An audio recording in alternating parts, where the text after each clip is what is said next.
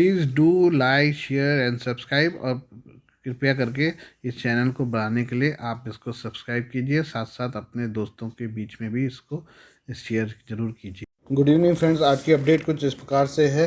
मालदीव के विदेश मंत्री अब्दुल्ला साहिद ने कहा है कि अगर उनका देश अस्थिर हुआ तो फिर पूरे हिंद महासागर क्षेत्र पर इसके खराब नतीजे होंगे। भारतीय न्यूज़ चैनल एबीपी के साथ बातचीत में अब्दुल्ला ने कहा कि जिन देशों का मकसद हिंद महासागर क्षेत्र पर कब्जा करना है वो उनके देश को अस्थिर करने की कोशिश में लगे हुए हैं। अब्दुल्ला ने इसके लिए किसी एक देश का नाम तो नहीं लिया, लेकिन माना जा रहा है कि उनका इशारा चीन की तरफ था। उन्होंने रणनीतिक तौर पर क्षेत्र में होने वाले विस्तार के खिलाफ चेतावनी दी है। अब्दुल्ला 2 दिन की यात्रा पर भारत आए थे। अब्दुल्ला के मुताबिक एक स्थित और शांत मालदीव ही इस क्षेत्र के हित में है। उनकी माने तो रणनीतिक स्थिति की वजह से मालदीव हिंद महासागर का केंद्र बन जाता है। उन शाहिद ने कहा कि केवल एक लोकतांत्रिक और स्थिर मालदीव ही अंतर्राष्ट्रीय समुदाय को यह भरोसा दिला सकता है कि देश द्वारा लिए गए निर्णय विश्वसनीय और लोगों की इच्छाओं का प्रदर्शन करते हैं। शाहिद का बयान कई मायनों में महत्वपूर्ण है। मालदीव में राजनीतिक उथल पुथल दिन ब दिन बढ़ती जा रही है। देश में जल्द ही राष्ट्रपति चुनाव होने हैं। ऐसे में आशंका है कि पूर्व राष्ट्रपति अब्दुल्ला यामीन की party progressive party of Maldives सत्ता में वापसी कर सकती है। यामीन को चीन का समर्थक और मालदीव भारत विरोधी भावनाओं को बढ़ावा देने वाला नेता माना जाता है और फिलहाल जेल में है, इसलिए वो चुनाव नहीं लड़ सकते। लेकिन स्थानीय मीडिया रिपोर्ट के मुताबिक वो राष्ट्रपति सोली के खिलाफ एक नया उम्मीदवार खड़ा कर सकते हैं। यामीन के निर्देश पर उनकी पार्टी के कई लोग पिछले साल से इंडिया आउट कैंपेन चला रहे हैं, जिससे भारत की चिंताएं बढ़ गई हैं। अब्दुल्ला साहिद ने इस कैंपेन के लिए यामीन को दोषी ठहराया है। उन्होंने कहा कि इंडिया आउट कैंपेन यामीन और उनकी टीम के नेतृत्व वाले एक ग्रुप की तरफ से चलाया जा रहा है। वो ऐसा इसलिए कर रहे हैं क्योंकि उनके पास लोगों को बेचने के लिए कुछ और नहीं है, इसलिए वो नफरत और अति राष्ट्रवाद पैदा करने की कोशिशों में लगे हुए हैं। मालदीव में यह कैंपेन कभी शुरू नहीं हो सका क्योंकि पिछले 3 वर्षों की भरपूर कोशिशों के बाद भी उन्हें असफलता ही मिली है। उन्हें यह भी कहा कि पीपीएम के अधिकांश सदस्यों को भी इस पर जरा भी भरोसा नहीं है। यही कारण है कि जब वो सड़क पर आते हैं तो केवल मुट्ठी भर लोग ही होते हैं। समय समय पर वह जोश पैदा करने की कोशिश करते हैं, लेकिन यह ख़त्म हो जाता है क्योंकि दोनों देशों के लोगों के बीच संबंध बहुत अधिक ठोस हो गए हैं। उनका कहना है कि सोलिह शासन साल 2018 में सत्ता में आने के बाद से चीन के साथ अपने संबंधों को संतुलित करने का प्रयास कर रहा है। साथ ही एक निर्णायक पहल के तहत इंडिया फर्स्ट नीति का पालन कर रहा है। भारत भी मालदीव को एक भागीदार के रूप में देखता है और इस देश के विकास में सहयोग कर रहा है। आइए अब हम पाकिस्तान के सेना प्रमुख जनरल असीम मुनीर की ईरान दौरे के बारे में बात कर लें। सुन्नी मुस्लिम बहुल पाकिस्तान के सेना प्रमुख जनरल असीम मुनीर अचानक से शनिवार को पड़ोसी शिया देश ईरान के दौरे पर पहुंच गए। जनरल असीम मुनीर ने ईरान के राष्ट्रपति से लेकर शक्तिशाली सेना प्रमुख तक की मुलाकात की। इस यात्रा के बाद पाकिस्तानी सेना की ओर से जारी बयान में कहा गया है कि दोनों देश सहयोग को और ज़्यादा बढ़ाने पर सहमत हुए हैं। साथ ही पाकिस्तान और ईरान के बीच बलूचिस्तान सीमा पर सुरक्षा को बेहद पुख्ता किया जाएगा और दोनों के साझा खतरे आतंकवाद से निपटा जाएगा। पाकिस्तानी सेना प्रमुख ने अचानक से यूं ही ईरान नहीं पहुंचे हैं। इसके पीछे पाकिस्तानी सेना को बड़ा खतरा और चीन कनेक्शन छिपा हुआ है। आइए समझते हैं असल पाकिस्तान के बलूचिस्तान प्रांत में बलूच विद्रोही और टीटीपी आतंकी पाकिस्तानी सेना और चीन के लिए काल बन गए हैं। अभी पिछले दिनों ही टीटीपी ने बलूचिस्तान में एक सैन्य चौकी पर हमला करके पाकिस्तानी सेना के 12 जवानों को मार गिराया था। यही नहीं, बलूच विद्रोही भी अक्सर पाकिस्तानी सेना और चीन के इंजीनियरों पर हमले करते रहे हैं। कुछ महीने पहले दासू बांध को बना रहे चीनी कामगारों पर बलूचों ने हमला करके कई इंजीनियरों से भरी पूरी बस को ही उड़ा दिया था। चीन ने पिछले दिनों ईरान और सऊदी अरब की दोस्ती कराई है। अब ईरान और चीन के बीच 25 साल के लिए बड़ा समझौता हुआ है। चीन अब ईरान में अपने इस बढ़ते हुए प्रभाव का इस्तेमाल बलूच विद्रोहियों को कुचलने में करने जा रहा है। पाकिस्तानी सेना प्रमुख ने ईरान की शक्तिशाली सेना IRGC के चीफ मेजर जनरल हुसैन सलामी से मुलाकात की है। पाकिस्तान और ईरान के बीच बलूचिस्तान में विद्रोहियों को लेकर लंबे समय से तनाव रहा है। ईरान का दावा है कि पाकिस्तान उनके बलूच इलाके में सुन्नी आतंकियों को शरण देता है। वहीं पाकिस्तान का कहना है कि बलूच विद्रोही पाकिस्तानी सेना और चीन के नागरिकों को हमले करने के बाद ईरान भाग जाते हैं, जहां उन्हें सुरक्षित पनाह मिल जाती है। अब चीन इन दोनों ही देशों के बीच दोस्ती की कड़ी बना है। अब पाकिस्तानी सेना की माने तो दोनों देशों ने बलूचों और टीटीपी आतंकियों को एक साथ मिलकर कुचलने का प्रयास और फैसला किया है। ईरानी सेना के कमांडर सलामी ने पाकिस्तान को खुश करने वाला बयान दिया और कहा, हम पाकिस्तान की सुरक्षा को अपनी सुरक्षा के तौर पर देखते हैं। ईरानी सेना के कमांडर ने कहा है कि पाकिस्तानी सेना के साथ सुरक्षा संयुक्त अभियान और आपसी संवाद बढ़ाकर हम सीमा पर आतंकी गुटों का सफाया कर देंगे। पाकिस्तान और चीन के बीच CPEC को लेकर अरबों डॉलर की साझेदारी चल रही है। चीन को डर सता रहा है कि अगर बलूच और टीटीपी के हमले जारी रहे तो उसका यह प्रोजेक्ट खटाई में पड़ जाएगा। यही वजह है कि वह ईरान और पाकिस्तान के बीच दोस्ती करा रहा है। ईरानी सेना प्रमुख ने यह भी कहा कि मुस्लिमों को बांटने की कोशिश हो रही है। आइए हम भारत और नेपाल को जोड़ने वाली जयनगर बिजलपुरा रेल लाइन के बारे में बात करें। भारत और नेपाल को जोड़ने वाली जयनगर बिजलपुरा बर्दिवास रेल लाइन के एक खंड का परिचालन रविवार को शुरू हो गया है।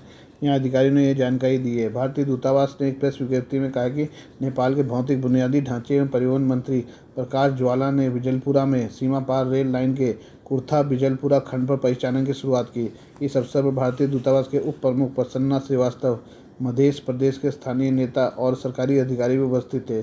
इस अवसर पर ज्वाला ने कहा कि ये रेल कनेक्टिविटी दोनों देशों के बीच लोगों के बीच संबंधों को जबरदस्त बढ़ावा देगी और नेपाल में व्यापार और पर्यटन को बढ़ाएगी। कुर्था बिजलपुरा लाइन की कुल लंबाई 17.3 किलोमीटर है और इस खंड पर 5 स्टेशन कुर्था, पिपरादी, लोहारपट्टी, सिंग्याई और बिजलपुरा है। विज्ञप्ति में कहा गया है कि यह भारत की 783.83 करोड़ रुपए की अनुदान सहायता के तहत बनाई जा रही है। 68.7 किलोमीटर लंबी जयनगर बिजलपुरा बर्दिवास सीमा पार रेल लाइन परियोजना का दूसरा चरण है।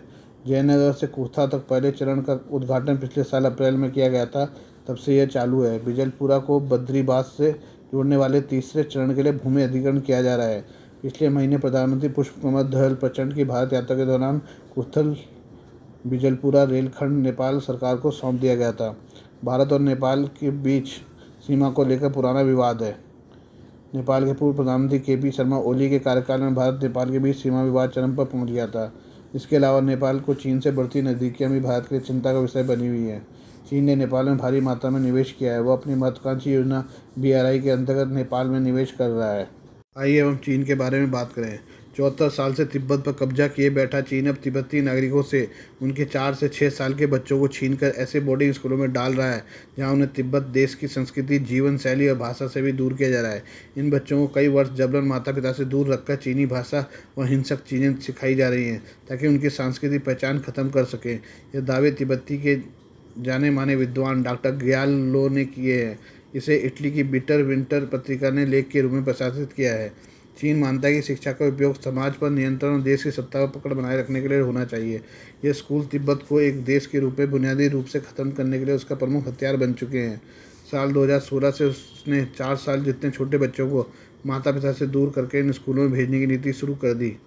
इन बच्चों को चीनी संस्कृति, भाषा, हिंसक गतिविधियों आदि सिखाई जाती हैं जो तिब्बती संस्कृति से पूरी तरह अलग है।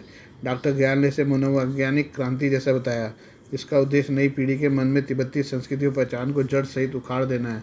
उसे लगता है कि ऐसा करने से तिब्बत पर अवैध कब्जे के बावजूद स्थानीय निवासी भविष्य में चीन के खिलाफ प्रतिरोध में खड़े नहीं होंगे। उल्लेखनीय है कि चीन ने साल 1949 में तिब्बत पर कब्जा कर लिया था। इसके बाद से अब तक वह 12 लाख से अधिक तिब्बतियों की हत्या, उनके 6000 धार्मिक स्थल नष्ट कर चुका है। प्रतिरोध करने पर हजारों नागरिकों को हमेशा के लिए जेल भेज देता है। डॉक्टर ग्याल के अनुसार 40 साल से चल रहे उपनिवेशवाद शैली के बोर्डिंग स्कूल चीन को सस्ते तिब्बती श्रमिक भी दे रहे हैं। यह श्रमिक अपने घरों से दूर चीन के कई शहरों में जाकर काम करने को मजबूर है। उन्होंने अंतर्राष्ट्रीय समुदाय से मांग की कि इन स्कूलों को बंद करवाने व छोटे बच्चों को चीन के दमन से बचाने के लिए दबाव डाले, बच्चों के शोषण की नीतियां बनाने के लिए उस पर कार्रवाई भी करे। आइए अब हम चीन के बारे में और बातें कर लें। चीन सरकार देश के बड़े बैंकों को दबाव डाल रही है कि वे अपने मुनाफे में कटौती करें। उन पर स्थानीय सरकारों को अधिक कर्ज देने के लिए दबाव डाला जा रहा है। इससे देश में गंभीर बैंकिंग संकट खड़ा होने का अंदेशा गहरा गया है। चीन की स्थानीय सरकारें गंभीर आर्थिक संकट में फंसी हुई है। अमेरिकी मीडिया ब्लूमबर्ग की एक रिपोर्ट के मुताबिक देश के सरकारी बैंक अब स्थानीय सरकारों को अधिक लंबी अवधि पर मैच्योर होने वाले कर्ज दे रहे हैं। आमतौर पर चलन 10 साल में कर्ज की मैच्योरिटी का है, यानी इस अवधि के अंदर ऋण चुकाना पड़ता है। लेकिन अब सरकारी बैंक 25 साल में मैच्योर होने वाले कर्ज स्थानीय सरकारों को दे रहे हैं। कुछ कर्ज तो इस रूप में दिए गए हैं जिसमें पहले 4 साल में कोई ब्याज नहीं लगेगा या पहले 4 साल में मुख्य राशि प्रिंसिपल अमाउंट को चुकाने की कोई देनदारी तय नहीं होगी। ब्लूमबर्ग ने रिपोर्ट बीते 4 जुलाई को दी थी। उसके बाद से चीन के बैंकिंग सेक्टर में भारी उथल पुथल देखी गई है। इस बीच Industrial and Commercial Bank of China के शेयरों में 15.1% और एग्रीकल्चर बैंक ऑफ चाइना के शेयरों के भाव में 15.6% की गिरावट आ चुकी है। बैंक ऑफ चाइना के शेयरों के भाव में 12.7% और चाइना कंस्ट्रक्शन बैंक के शेयरों की कीमत में 14% की गिरावट दर्ज हुई है। विश्लेषकों के मुताबिक ऐसा लगता है कि केंद्रीय सरकार ने स्थानीय सरकारों की कर्ज समस्या को बड़े बैंकों को ट्रांसफर कर देने की नीति अपना ली है। वह उन पर अधिक कर्ज देने का दबाव बनाकर उनके ऋण खाते पर दबाव बढ़ा रही है। सरकारी दबाव के कारण central bank people's bank of China ने पिछले महीने स्थानीय सरकारों को 3.05 ट्रिलियन युआन का नया कर्ज दिया। बैंक ने यह जानकारी 11 जुलाई को सार्वजनिक की। वेबसाइट शंघाई सिक्योरिटीज़ न्यूज़ के मुताबिक ऐसी संभावना है कि सरकार अभी इस नीति को और तेज़ी से आगे बढ़ाएगी। सरकार ने इस नीति को स्थिर और स्वस्थ विकास नाम दिया है। इसके तहत संकटग्रस्त रियल एस्टेट सेक्टर को राहत देने की कोशिश भी की जा रही है। Glow London credit rating company में विश्लेषक वांग चिंग ने कहा है कि नई नीति के तहत सरकार कुछ और कदम उठा सकती है। उनमें जायदाद की खरीद और गिरवी संबंधी नियमों में ढील देना और हाउसिंग लोन के लिए ब्याज दरों में कटौती शामिल है। इसी बीच पिछले 5 जुलाई को अमेरिकी गोल्डमैन सैक्स ने चीन के बैंकों के बारे में रिपोर्ट जारी की, जिससे यहाँ चिंता और बढ़ गई है। गोल्डमैन सैक्स ने उस रिपोर्ट में बताया कि उसने 5 चीनी ऋणदाता संस्थाओं की रेटिंग गिरा दी है, लेकिन इस रिपोर्ट पर चीनी मीडिया ने कड़ी प्रतिक्रिया जताई है। चाइना मर्चेंट बैंक के प्रवक्ता ने कहा कि गोल्डमैन सैक्स की रिपोर्ट से कुछ निवेशकों में चिंता पैदा हुई है। प्रवक्ता ने शंघाई सिक्योरिटीज़ न्यूज़ से बातचीत में दावा किया कि गोल्डमैन सैक्स ने 2022 के आंकड़ों का इस्तेमाल किया है। नई स्थिति पर बिना ध्यान दिए वह निष्कर्ष पर पहुंच गया है। आज के लिए बस इतना ही। बाकी मिलते हैं कल आपसे नई खबरों के साथ। धन्यवाद।